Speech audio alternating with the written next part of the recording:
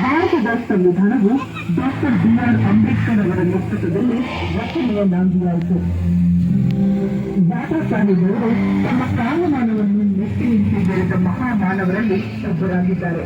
ಅವರ ರಾಷ್ಟ್ರೀಯ ಚಿಂತನೆಗಳು ಸಾರ್ವಭೌಮತ್ವ, ಸಮಾಜವಾದ, ಧರ್ಮ ನಿರಪೇಕ್ಷತೆ, ದೇಶಪ್ರೇಮ ಮೊದಲಾದ ಶಬ್ದಗಳ ಪರಿಭಾಷೆಯನ್ನು ಮಾನವೀಯ ನೆಲೆಗಳಲ್ಲಿ ಮರು ವ್ಯಾಖ್ಯಾನಿಸಿದ ಮಹಾನ್ ಮಾನವತಾವಾದಿ.